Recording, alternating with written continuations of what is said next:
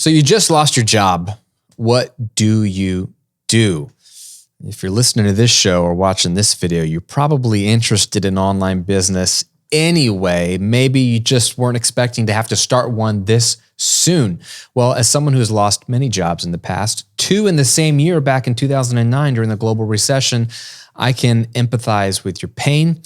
And in today's episode, what I want to do is address literally the 5 things you should be doing the moment you lose your job and how to maybe transition into something better and take this potential curse and turn it into a blessing. Let's discuss.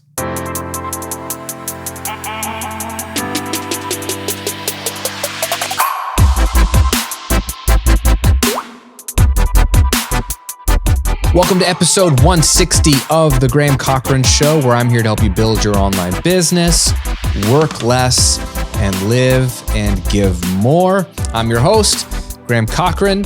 Hey, welcome to the show. Maybe you're working less because you lost your job, and that's not the way you envisioned working less, because that's not fun. I've been there, so I don't want to make light of it, but we'll talk about that in a second. I do want to give you a gift, though, as we're getting started. I want to give you an entire guide to start making money in the next 30 days. So even if you don't listen to this episode, let me give you something to help you make money 30 days from now. It's my 30-day online income jumpstart guide. It's a 4-week checklist, a simple PDF. Download it right now at grahamcochran.com/jumpstart. Or if you're watching on YouTube, I'll link to it in the description. This will give you a roadmap to go from where you are, maybe no followers online, no business, to making some money in the next 30 days, which is critical if you've just lost your job. So it's a great resource, but there's a lot of beautiful things happening if you follow the steps and follow the checklist to the T. You basically be building the framework for a very profitable, scalable business in the long run, which is awesome. So all of that is at grahamcochran.com/jumpstart, and I'm linking to it below here on the video, my 30-day online income jumpstart. Agua. All right, let's talk about it. You lose your job, and let me just say, I've been there. And like I said in the top of this episode, in 2009, I lost one job in January because my entire department of a software company was dissolved. They brought us into a meeting. I was an audio engineer, and so I was in the audio department, and we brought into a meeting with the vice president of the company, and he said, "Thank you all so much for your hard work. The last few years, we did this overhaul to our whole product line, and your work was phenomenal. We don't need you anymore now because we refreshed the whole product line. We don't need audio engineers." So they just let us all go with a small severance package, and I got the rest of the day off. So that was unexpected, but in the end of the day, it wasn't the end of the world because I was planning on moving in 3 months anyway to Florida with some friends to help start this church, which is what got us down here to Florida in the first place. So I knew I had to find a new job in 3 months anyway in Florida. So I was like, whatever. I just got an extra 3 months off. So that wasn't as painful because I was like, forget it. I'm fine. I didn't need you anyway.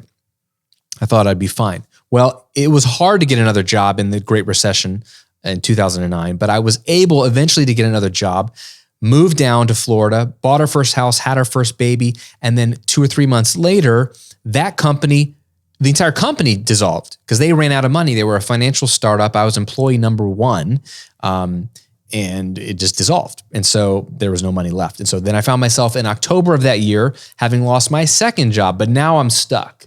And now my expenses are a little higher than they were before I moved, and now I have another mouth to feed. And my wife's no longer working because she's taking care of her baby, and that's the beginning of my story of how I got into online business. So I know what that feels like. That was scary as well. But I hated that job too. So it was bittersweet because I was like, I don't like the job I had anyway, so maybe there's something better in store for me. So I just want you to know that I've walked that before when there's something at stake, when I have multiple dependents and real bills, and it's really scary. I know a lot of you have lost jobs in the last 2 years in line with the pandemic, in line with changing legislation depending on where you live and what can be open, what can't be open, and it's been a roller coaster for a lot of people depending on the industry you're in. So if that's you at any point in the last few years, I'm sorry. I just want to say I'm sorry. That's scary. And as someone who is not entrepreneurial in nature or at heart, I don't know how to say it. Like I tend to want security and I tend to like a steady paycheck. That's why I never even considered starting a business, because that seemed like the opposite of what I wanted, which was security. So if that's you, I understand how scary that is to lose a steady paycheck. But I'm here to help. So let's talk about the 5 things you need to do if you've lost your job to not only navigate the season that you're in, but maybe come out the other side in a better situation. Step 1 is, please, whatever you do not navigate this alone. So this is the least practical of the steps, but this is super important. Depending on your personality, this will be harder or easier for you to deal with a job loss, but it is hard on all. It takes a toll, even if it's a hidden toll or a phantom cost. It is stressful. And I do not want you to go through this alone. So if you're single, you need to find someone to be your support system. It could be a family member, it could be a friend, but find someone that you can confide in, you can share in, who's going to be your buddy during this transition after a job loss. If you're married or dating, that it's your significant other, right? Lean on him or her to help you through this season. I had Shay, and she was just as scared as I was to not have an income, but she was supportive. She believed in me, and we would bounce ideas off of each other. If you're isolated, you might have some bad ideas and you have no one to rub up against, right? It's better for 2 people to brainstorm than just one person. You know, the Bible says in the abundance of counselors, there's safety. Have at least one other person that you can bounce ideas off of. So please don't navigate this alone. Do it with someone that cares about you, that knows you. You will feel less depressed, less isolated. It'll feel less bleak. And that's really going to help you. You have to have the right mindset, which is, we're going to get through this. And this is a blessing in disguise. And there's something better on the other side of this. It's either a better job, which it could be, or it may be an opportunity to take a leap, like it was for me 13 years ago, into entrepreneurship, self-employment. So don't navigate it alone is step number 1. Let's get practical now. Step number 2, there are 3 things you need to do financially when you lose a job. There's a lot of things you could do, but 3, I was thinking, what are the 3 core things you need to do? Number 1 is you need to cut all unnecessary spending. So you need to go on a spending freeze, and it's paramount, because every dollar you spend is a dollar that you need to cover in your budget. So either you have some savings or you don't. Either way, the less you bleed, the longer you can last. So we need to plug all the holes in our boat and stop all the bleeding. And so that's going to involve anything that's unnecessary. Ask yourself, do I need this to live? No. Do I need this to live or have a chance to make money? No. So that means getting rid of Disney Plus or Netflix. You don't need any of that to survive. That means stop going out to eat. That means stop buying coffee at Starbucks. Like all the mean things that nobody wants to be told, like you don't need it. So help yourself out. Like this, I don't care if you do it or don't. It's not going to affect me financially. It's going to affect you financially. So this isn't me picking on you. This is me trying to help you as your big brother, little brother, whatever I am to you. I'm trying to help you. So look at everything that's not necessary and cut it, and just be ruthless. Like assume everything can be cut. Related to that, number 2 is sell stuff you don't need. The second most important financial thing you could do right now is sell stuff you don't need. Look around your house or apartment. What can I get rid of? There's stuff that you were meaning to sell anyway or get rid of at some point. Like just sell it. Furniture you don't need, old stuff in your garage you don't need, like decor. If you have like a bike that you don't use anymore, just sell it, whether it's on Facebook Marketplace or wherever, I don't care. And you don't have to make a ton of money off of it. Just sell it for something reasonable. Look at what other things are going for on eBay or Facebook Marketplace and just be the same price or a little bit less. Just unload it and get cash as fast as you possibly can. And then number 3, make an emergency budget around the 4 walls, right? The 4 walls are food, shelter, basic utilities, and transportation. I'll say it again: food, shelter, basic utilities, and transportation. If you don't eat, you die. So you need to be able to eat. That doesn't mean you have to eat out at a restaurant and pay extra. It doesn't mean you have to do Uber. It doesn't mean you have to like eat snacks, which are expensive for not a lot of like dense caloric intake, right? So please don't waste your money on that crap. Buy groceries as cheap as you possibly can. But you need to survive. So you need food. You need a food budget.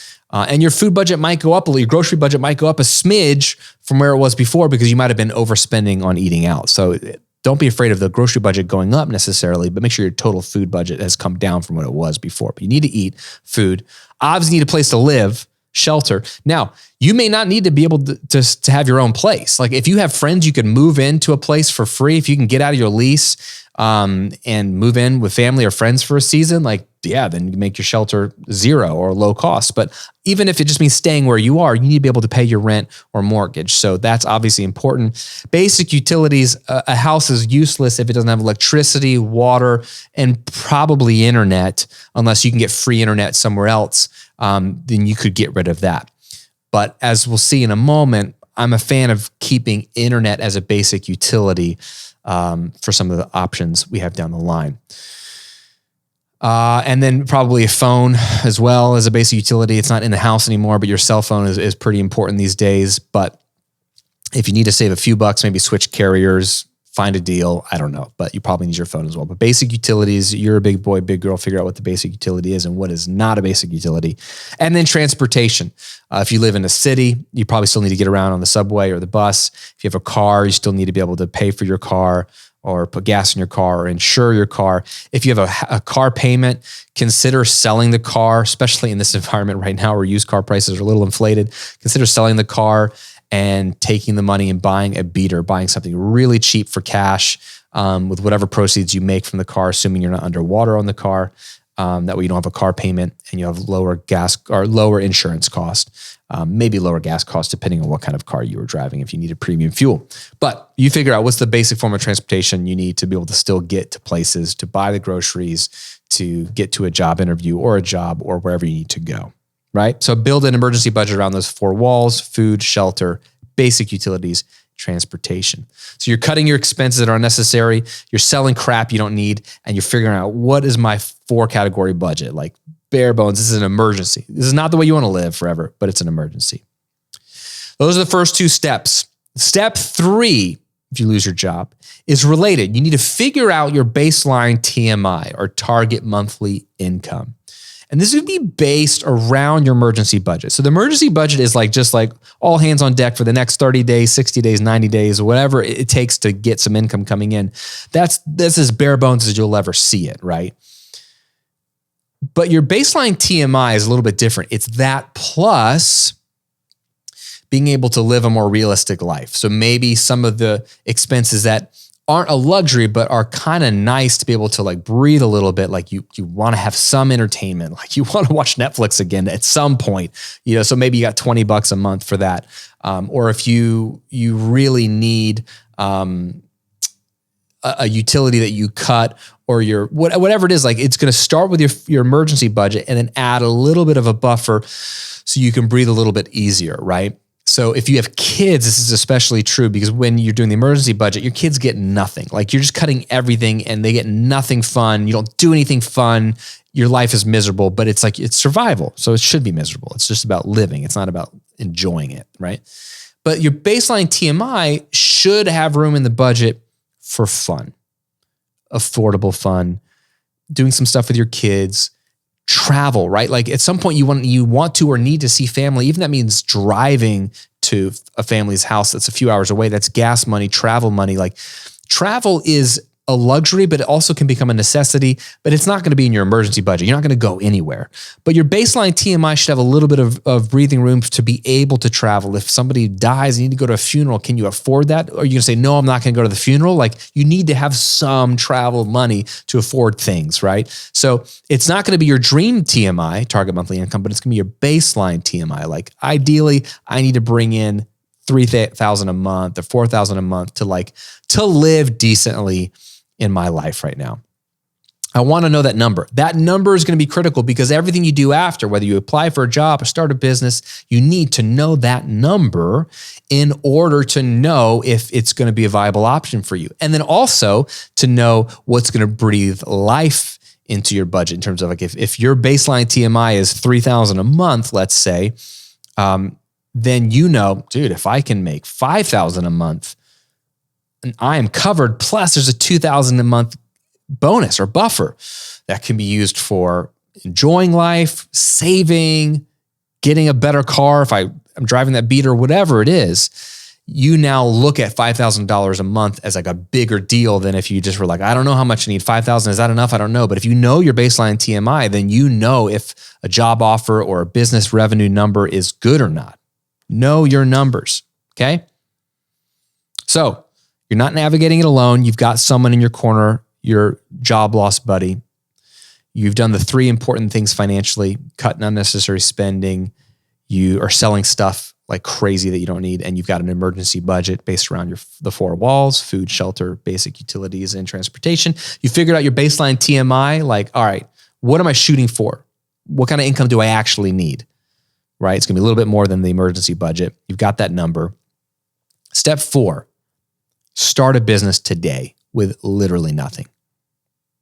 This is the greatest time in the world to be unemployed. If you had to lose your job, not fun, but if you had to lose your job, this is a great time period in the whole history of the world to have lost your job, because there's so many more options available to you that weren't available 20 years ago, maybe not even 10 years ago or 13 years ago when I lost 2 jobs in a year. So one of those opportunities is starting an online business with literally no money.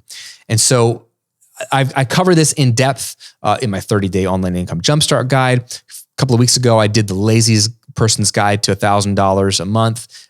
That's a great episode and great piece of content for you if you want to break that down a little bit further. I'm going to give a Cliff Notes version of that episode right now, but here are 3 steps that you could start an online business with $0. Step number 1 is figure out your profitable idea. And this is the stuff I talk about in my book, How to Get Paid for What You Know. Chapter 3 is all about the 3-part profitability framework, and there's a lot of things you can do, but at its core, you're trying to find an intersection between what you know stuff about and you're interested in and what you like and what other people find valuable. And once you find that intersection, you can build an online business around it a million different ways. But you probably intuitively know a few things that you're good at, that you know something about, you've had experience with. It's the stuff that your friends bug you for information or advice about, like, what are they asking? Are you the person they're asking for dating advice from or relationship advice from? Are you the person they're asking like weight loss advice from or how to look good advice from? Are you the person they're asking about financial advice or what to do with their money? Are you the person that people are asking about, like, how do you take beautiful pictures on your iPhone? Like, your feed looks amazing. What are they asking you about? It's probably a good indicator of both things that you're probably already naturally good at and like because you're doing it, and also it's valuable to people. So you got to find that, and you probably have 2 or 3. Most people have 2 or 3 that they could actually build a business around. Step 2 is to begin connecting with real people on social, email, text, wherever your actual networks exist, right? I'm not saying go build a brand that doesn't exist, but you already probably are on some platform, Facebook, Instagram, TikTok, LinkedIn, or you have some email contacts or some friends in a text thread that you could reach out to and start to tell people that you're creating some content and you want to help some people in this area. So for example, if you're like, I think maybe my profitable idea could be like how to lose weight. I lost a lot of weight after having my first child, or, I used to be overweight and then I got really in shape and people have been noticing. And like, I think I could build an online business around that. You start to post on your social media platforms or share with your friends and family on text and email, like, hey, I'm diving into something new right now. I'm going to be helping some people with their weight loss goals. If that's interesting to you, let me know. And this is the 3rd step related to that is once you begin kind of putting that out there, like if you have social media platforms, I would update your bio to have like a 1 line of who you help and what you help them do. That's the simplest way to virtually raise your hand and say I'm in business, which is you could say, I help new moms lose weight and look amazing. Right? If that's you could just make up that niche. If that's who you feel like you could help and what you could help them do, 1 sentence in your Instagram bio, done. And the 3rd step there is you formally say, hey, as you're posting or letting people know or texting your family and friends, I'm opening up 3 coaching spots for some one-on-one coaching to help people with their weight loss goals. If you're looking to do this, this, or this, and you struggle with this, this, or this, contact me or DM me or email me back or text me and I'll let you know more about it. See if you might be a good fit. And this is something you're just making up. And you're saying 3 spots because it just sounds like it's a finite amount. And your goal is just to get 1, just to get 1 client that you can sign up for a 3 to 6 month package where they pay you a few $100 a month, $1,000 a month to work with you, jump on a call every week.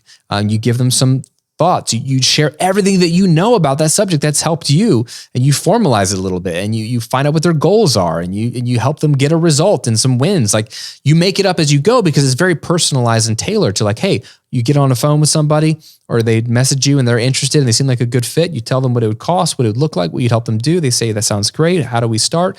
Then you find out, well, where are you stuck and what do you need help with? And what would you want to get out of this? And you say, I custom tailor my coaching to you. And it's basically like, please tell me what you want. I'll make it for you.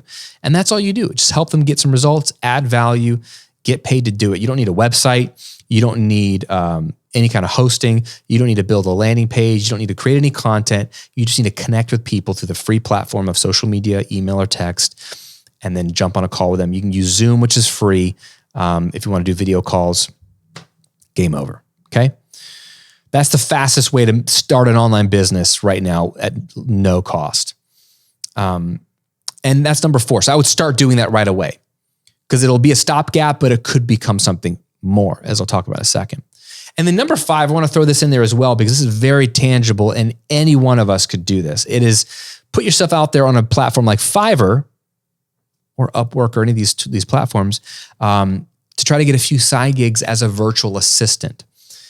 If you have a specific marketable skill like video editing or audio editing or graphic design or web design or whatever, then you could put yourself out there on these platforms for that specific marketable skill.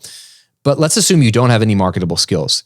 You are probably intelligent enough to do basic things like check an email, manage somebody's calendar, upload or download certain things, check on certain things, buy things online, do some research, right? Very basic stuff. This is all a virtual assistant is, okay? So what you can do is create a simple profile on a platform like Fiverr and just have a picture of you and list out all the things. Say you're a virtual assistant, pick a crazy low hourly rate that would be, look at what other virtual assistants are going for. Whether it's $15 an hour, $20 an hour, $30 an hour, decide what level you want to play at. And then offer your services as a virtual assistant and just bullet out all the things you can do. And if you're unsure, go look at what other virtual assistants are offering to get a sense of what people are looking for in a virtual assistant and just put yourself out there on these platforms and offer a deal like you'll work, you'll do the first week for free or something like that with a no risk guarantee. Like I'll work for free for 7 days. Or 14 days. And if you like how we work together, then here's my hourly rate, just whatever to get started. This is an easy thing. As long as you have internet access, you can do this. And it becomes very custom based off what they need, however many hours they need. But again, if you do $20 an hour and somebody hires you for 20 hours a week, in the meantime, that's $400 a week. That's something, right? That's $1,600 a month. Like, that can be really valuable. Plus getting a coaching client or two, you can have a $2,000-$3,000 a month income just off these 2 things without a single website, without spending any money while you get your feet settled and figure out what you're doing next. So become a virtual assistant. Even if you hate it, just do it for 90 days. Do it for as long as you need to figure out what's next. And I'm gonna close with this. Those are the 5 things. Don't navigate it alone.